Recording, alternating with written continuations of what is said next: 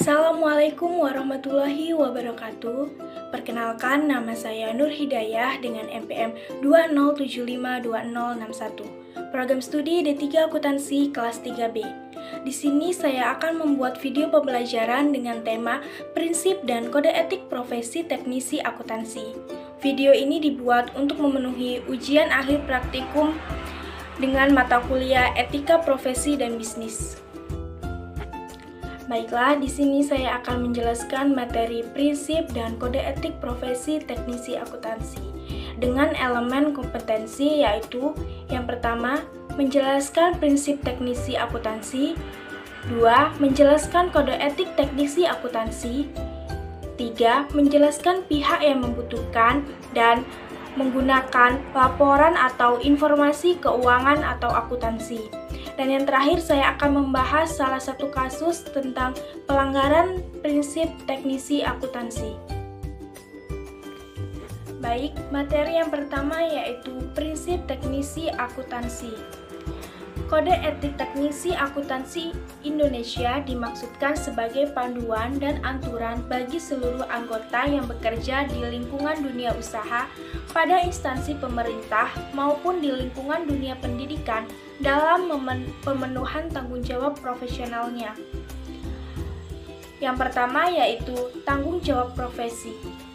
Dalam melaksanakan tanggung jawabnya sebagai profesional, setiap anggota harus senantiasa menggunakan pertimbangan moral dan profesional dalam semua kegiatan yang dilakukannya.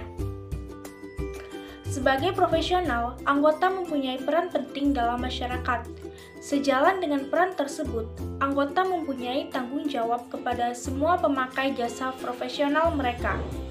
Anggota juga harus selalu bertanggung jawab untuk bekerja sama dengan sesama anggota untuk mengembangkan profesi akuntansi, memelihara kepercayaan masyarakat, dan menjalankan tanggung jawab profesi dalam mengatur dirinya sendiri.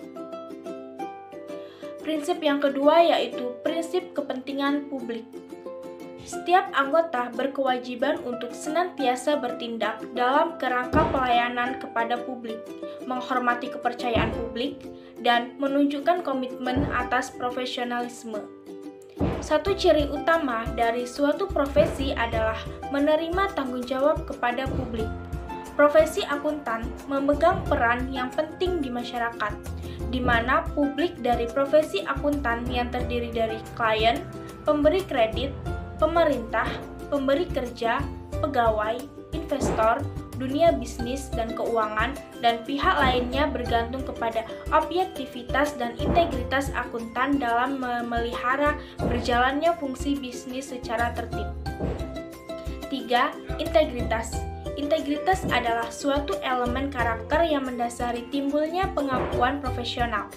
Integritas merupakan suatu kualifikasi yang mendasari kepercayaan publik dan merupakan patokan bagi anggota yang memuji keputusan yang diambilnya. Integritas mengharuskan seseorang anggota untuk antara lain bersikap jujur dan berterus terang tanpa harus mengorbankan rahasia penerima jasa. 4. Objektivitas. Setiap anggota harus menjaga objektivitasnya dan bebas dari benturan kepentingan dalam pemenuhan kewajiban profesionalnya.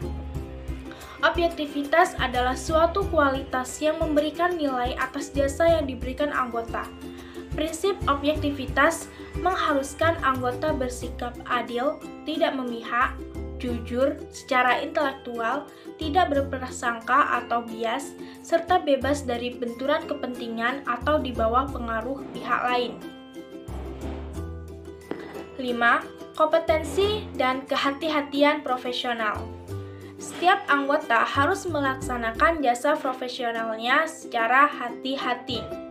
Kompetensi dan ketekunan, serta mempunyai kewajiban untuk mempertahankan pengetahuan dan keterampilan profesional pada tingkat yang diperlukan. Dalam hal ini mengandung arti bahwa anggota mempunyai kewajiban untuk melaksanakan jasa profesionalnya secara sebaik-baiknya sesuai dengan kemampuannya, demi kepentingan pengguna jasa dan konsisten dengan tanggung jawab profesi kepada publik. 6. Kerahasiaan. Setiap anggota harus menghormati kerahasiaan informasi yang diperoleh selama melakukan jasa profesional dan tidak boleh memakai atau mengungkapkan informasi tersebut tanpa persetujuan, kecuali bila ada hak atau kewajiban profesional atau hukum untuk mengungkapkannya. Kepentingan umum dan profesi menuntut bahwa standar profesi yang berhubungan dengan kerahasiaan diidentifikasikan bahwa terdapat panduan mengenai sifat-sifat dan luas kewajiban kerahasiaan serta mengenai berbagai keadaan di mana informasi yang diperoleh selama melakukan jasa profesional dapat atau perlu diungkapkan. Anggota mempunyai kewajiban untuk menghormati kerahasiaan tersebut. 7. Perilaku profesional setiap anggota harus berperilaku yang konsisten dengan reputasi profesi yang baik dan menjauhi tindakan yang dapat mendiskreditkan profesi. Kewajiban untuk memenuhi tingkah laku yang dapat mendiskreditkan profesi harus dipenuhi oleh anggota sebagai perwujudan tanggung jawabnya kepada penerima jasa, pihak ketiga, anggota yang lain, staf, pemberi kerja, dan masyarakat umum. 8. Standar teknis. Setiap anggota harus melaksanakan jasa profesionalnya sesuai dengan standar teknis dan standar profesional yang relevan, sesuai dengan keahliannya dan dengan kehati-hatian. Anggota mempunyai kewajiban untuk melakukan penugasan dari penerima jasa selama penugasan tersebut sejalan dengan prinsip integritas dan objektivitas.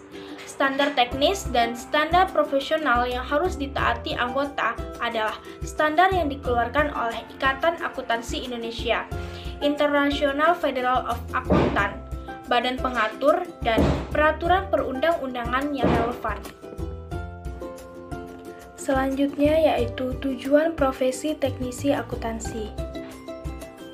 Tujuan profesi teknisi akuntansi adalah memenuhi tanggung jawabnya dengan standar profesional tertinggi, mencapai tingkat kinerja tertinggi dengan orientasi pada kepentingan publik. Selanjutnya yaitu kebutuhan dasar yang harus dipenuhi teknisi akuntansi. 1. Profesionalisme. Diperlakukan individu yang jelas dapat diidentifikasi oleh pemakai jasa teknisi akuntansi sebagai profesional di bidang akuntansi. 2. Kualitas jasa. Terdapat keyakinan bahwa semua jasa yang diperoleh dari teknisi akuntansi akan pada standar kinerja tertinggi. 3. Kepercayaan. Pemakai jasa teknisi akuntansi harus dapat merasa yakin bahwa terdapat kerangka etik profesional yang melandasi. Materi berikutnya yaitu Kode Etik Teknisi Akuntansi yang terdiri dari 3 bagian. Yang pertama, prinsip etika. Prinsip etika memberikan kerangka dasar bagi aturan etika yang mengatur pelaksanaan pemberi jasa profesional oleh anggota.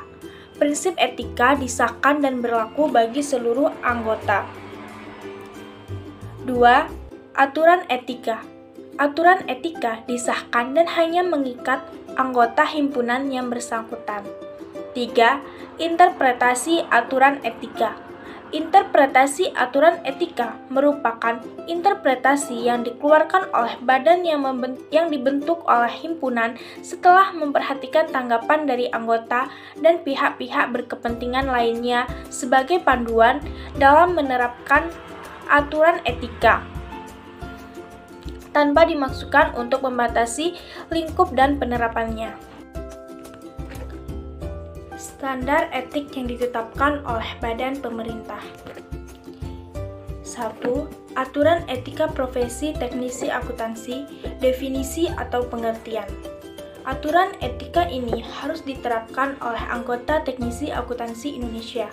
Pimpinan teknisi akuntansi bertanggung jawab atas ditaatinya aturan etika oleh anggota teknisi akuntansi. 2. Keterterapan atau applicability. Laporan keuangan adalah suatu penyajian data keuangan, termasuk catatan yang menyertainya. bila ada yang dimaksudkan untuk mengkomunikasikan sumber daya ekonomi, aktiva dan atau kewajiban suatu entitas pada saat tertentu, atau perubahan atas aktiva dan atau kewajiban selama suatu periode tertentu, sesuai dengan prinsip akuntansi yang berlaku umum, atau basis akuntansi komprehensif selain prinsip akuntansi yang berlaku umum. 3. Independensi, integritas, dan objektivitas. Independensi dalam menjalankan tugasnya, anggota teknisi akuntansi harus selalu mempertahankan sikap mental independen di dalam memberikan jasa profesionalnya. Sikap mental independen tersebut harus meliputi independen dalam fakta maupun dalam penampilan. Integritas dan objektivitas. Dalam menjalankan tugasnya, anggota teknisi akuntansi harus mempertahankan integritas dan objektivitas, harus bebas dari benturan kepentingan dan tidak boleh membiarkan faktor salah saji material yang diketahuinya atau yang mengalihkan pertimbangannya kepada pihak lain. 4. Standar umum. Teknisi akuntansi. Standar umum anggota teknisi akuntansi harus mematuhi standar berikut ini beserta interpretasi yang dikeluarkan oleh Badan Pengatur Standar Ketetapan Asosiasi. Kompetensi profesi. Anggota teknisi akuntansi hanya boleh melakukan pemberian jasa profesional yang secara layak. Diharapkan dapat diselesaikan dengan kompetensi profesional, kecermatan dan keseksamaan profesional. Anggota teknisi akuntansi wajib melakukan pemberian jasa profesional dengan kecermatan dan keseksamaan profesional. 4. Perencanaan dan supervisi. Anggota teknisi akuntansi wajib merencanakan dan mensupervisi secara memadai setiap pelaksanaan pemberian jasa profesional. Data relevan yang memadai. Anggota teknisi akuntansi wajib memperoleh data relevan yang memadai untuk menjadi dasar yang layak bagi kesimpulan atau rekomendasi sehubungan dengan pelaksanaan jasa profesionalnya. Kepatuhan terhadap standar anggota teknisi akuntansi yang melakukan penugasan jasa wajib mematuhi standar yang dikeluarkan oleh Badan Pengatur Standar yang ditetapkan oleh Asosiasi Teknisi Akuntansi. Keputusan terhadap prinsip-prinsip akuntansi. Anggota teknisi akuntansi tidak diperkenankan menyatakan pendapat atau memberikan penegasan bahwa laporan keuangan atau data keuangan lain suatu entitas disajikan sesuai dengan prinsip akuntansi yang berlaku umum. 5. Tanggung jawab profesi teknisi akuntansi. Informasi yang rahasia. Anggota tidak diperkenankan mengungkapkan informasi klien yang rahasia tanpa persetujuan dari klien. Fee profesional. 1. Besaran fee. Besaran fee anggota dapat bervariasi tergantung antara lain resiko penugasan, komplektivitas jasa yang diberikan, tingkat keahlian yang diperlukan untuk melakukan jasa tersebut, dan pertimbangan profesional lainnya. Fee kontingensi. Fee kontingensi adalah fee yang ditetapkan untuk pelaksanaan suatu jasa profesional tanpa adanya fee yang akan dibebankan, kecuali ada temuan atau hasil tertentu di mana jumlah fee tergantung pada pertemuan atau hasil tertentu tersebut. Fee dianggap tidak kontingen jika ditetapkan pengadilan atau badan pengatur atau dalam hal perpajakan. Jika dasar penetapan adalah hasil penyelesaian hukum atau temuan badan pengatur. G. Tanggung jawab. Kepada rekan seprofesi, anggota wajib memelihara citra profesi, baik dengan melakukan perkataan dan perbuatan yang dapat merusak reputasi rekan seprofesi. H. Perbuatan dan perkataan yang mendiskreditkan anggota tidak diperkenankan melakukan tindakan dan atau mengucapkan perkataan yang mencemarkan profesi. I. Tanggal berlaku efektif. Aturan etika ini berlaku mulai tanggal 1 Oktober 2006.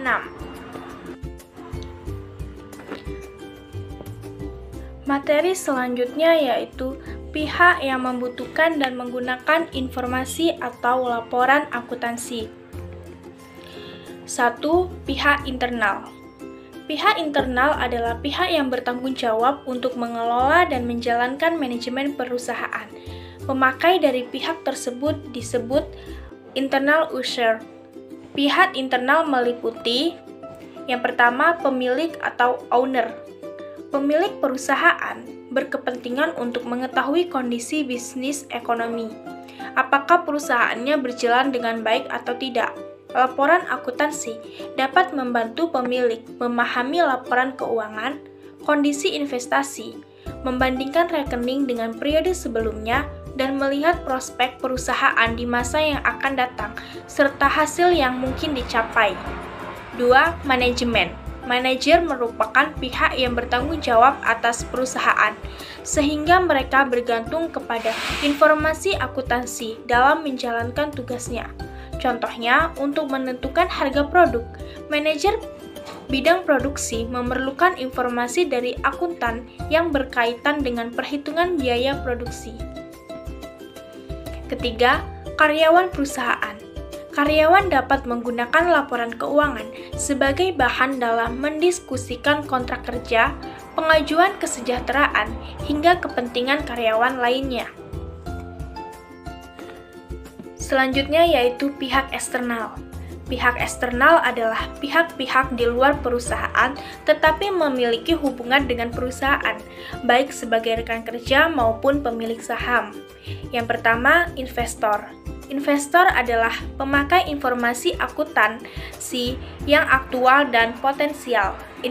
Investor menggunakan informasi ini untuk mengetahui bagaimana data mereka digunakan oleh manajemen dan apa yang diharapkan dari kinerja bisnis ini di masa depan dalam hal profitabilitas dan pertumbuhan.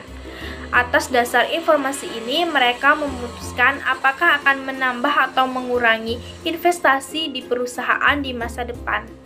Investor potensial menggunakan informasi akuntansi untuk memutuskan apakah perusahaan tertentu cocok untuk kebutuhan investasi mereka. 2. Kreditor. Kreditor atau pemberi pinjaman adalah individu atau lembaga keuangan yang biasanya meminjamkan dana dan mendapatkan penghasilan bunga atas pinjaman tersebut. Mereka adalah pemakai informasi akuntansi yang menggunakan laporan tersebut untuk menilai kinerja, arus keuangan, dan meninjau jaminan yang sesuai. Hal ini sangat penting untuk memastikan bahwa perusahaan yang akan mereka pinjamkan akan dapat mengembalikan jumlah pokok serta membayar bunga yang ada. 3. Pemasok atau supplier. Pemasok adalah individu atau organisasi bisnis yang biasanya menjual bahan mentah ke bisnis lain secara kredit.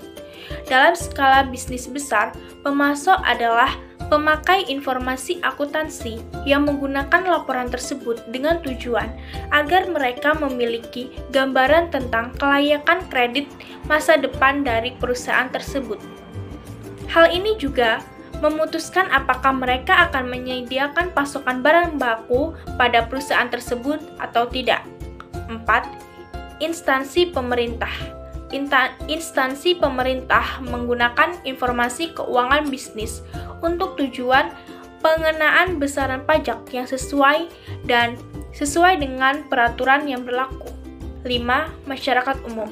Masyarakat umum juga merupakan pemakai informasi akuntansi perusahaan yang biasanya digunakan untuk kepentingan pendidikan, riset, dan parameter. Selanjutnya, saya di sini akan membahas salah satu kasus yang terjadi di Indonesia, yaitu kasus PT Kimia Farma. PT Kimia Farma merupakan salah satu dari produsen obat milik pemerintah yang ada di Indonesia. Pada audit tanggal 31 Desember 2001, manajemen Kimia Farma melaporkan adanya laba bersih sebesar 132 miliar dan laporan tersebut diaudit oleh Hantuan Kota dan Mustafa atau HTM. Namun, Kementerian BUMN dan Bapepam menilai bahwa laba bersih tersebut terlalu besar dan mengandung unsur rekayasa. Setelah dilakukan audit ulang pada tanggal 3 Oktober 2002, laporan keuangan Kimia Farma 2001 disajikan kembali, dan hasilnya telah ditemukan kesalahan yang cukup mendasar. Pada laporan keuangan yang baru, keuntungan yang disajikan hanya sebesar 99,56 miliar atau lebih rendah sebesar 32,6 miliar atau setara dengan 24,7% dari laba awal yang telah dilaporkan. Kesalahan itu timbul pada unit industri bahan baku, yaitu kesalahan berupa overstate penjualan sebesar 2,7 miliar, pada unit logistik sentral berupa overstate persediaan barang sebesar 23,9 miliar, pada unit pedagang besar farmasi berupa overstate persediaan sebesar 8,1 miliar dan overstate penjualan sebesar 10,7 miliar. Diduga upaya pengelubungan dana yang dilakukan oleh pihak direksi Kimia Farma dilakukan untuk menarik para investor untuk menanamkan modalnya kepada PT Kimia Farma. Berikutnya yaitu analisa terhadap kasus PT Kimia Farma. Berdasarkan prinsip dan kode etik, tindakan manajemen PT Kimia Farma ataupun pihak auditor KAP HTM tidak dapat dibenarkan karena 1. Pihak direksi lama PT Kimia Farma memiliki tendensi untuk meningkatkan laba perusahaan dengan praktik yang tidak sehat dan melanggar peraturan yang berlaku. 2. Kelalaian yang dilakukan oleh pihak auditor KAP HTM dalam mendeteksi terjadinya kecurangan dan rekayasa dalam laporan keuangan PT Kimia Farma. Dalam manipulasi tersebut, akibat yang didapatkan yaitu laporan keuangan PT Kimia Farma overstate, pemakai laporan keuangan tidak menerima informasi yang fair, citra dan reputasi auditor KAP HTM menurun, dan yang terakhir, pemegang saham PT Kimia Farma secara aklamasi menyetujui tidak memakai jasa HTM sebagai akuntan publik. Berdasarkan kasus tersebut, PT Kimia Farma telah melanggar prinsip teknisi akuntansi sebagai berikut. 1. Kepentingan publik. Akuntan di dalam PT Kimia Farma telah mengorbankan kepentingan publik demi kepentingan mereka semata dengan kesalahan penyajian pada laporan keuangan PT Kimia Farma, menyebabkan pengambilan keputusan yang salah bagi para investor. 2. Integritas. PT Kimia Farma terbukti tidak jujur dalam menyusun laporan keuangannya sehingga telah melanggar prinsip kode etik akuntansi. Integritas dapat menerima kesalahan yang tidak disengaja dan perbedaan pendapat yang jujur, tetapi tidak menerima kecurangan dan peniadaan prinsip. 3. Perilaku profesional. Pihak yang terlibat dalam penyusunan laporan keuangan PT Kimia Farma pada tahun 2002 telah berperilaku tidak profesional, sehingga menimbulkan reputasi perusahaan yang buruk. Bukan hanya itu saja, kinerja profesionalisme dari seorang auditor pada PT Kimia Farma pun tidak dapat merusak reputasi mereka selaku auditor karena resiko audit yang tidak berhasil mendeteksi adanya pengelembungan laba yang dilakukan oleh PT Kimia Farma tersebut, meskipun telah melakukan prosedur audit sesuai dengan standar profesional akuntan publik dan tidak ditemukan adanya unsur kesengajaan. Yang terakhir yaitu solusi terhadap kasus PT Kimia Farma. 1. Seharusnya akuntan publik bertindak secara independen karena mereka adalah pihak yang bertugas memeriksa dan melaporkan adanya ketidakwajaran dalam pencatatan laporan keuangan. 2. Sebaiknya proses laporan keuangan selalu dikontrol, dilakukan pemeriksaan dan evaluasi setiap bulan. 3. Mengevaluasi setiap kinerja karyawan, baik akuntan, auditor, dan organisasi lainnya di dalam perusahaan. 4. Semua pihak-pihak yang terlibat di dalamnya harus selalu dikontrol setiap proses laporan keuangan tersebut dibuat. 5. Dibuat struktur organisasi yang jelas agar tugas-tugas yang dilakukan oleh setiap anggota terarah dengan baik. Yang terakhir, diberikan hukuman atau sanksi yang tegas bagi karyawan perusahaan ataupun manajemen yang melakukan pelanggaran dan kecurangan yang merugikan bagi pihak perusahaan. Baiklah, demikianlah tadi penyampaian materi yang dapat saya sampaikan mengenai prinsip dan kode etik profesi teknisi akuntansi. Saya ucapkan terima kasih dan saya mohon maaf atas kekurangan dan saya akhiri. Wassalamualaikum warahmatullahi wabarakatuh.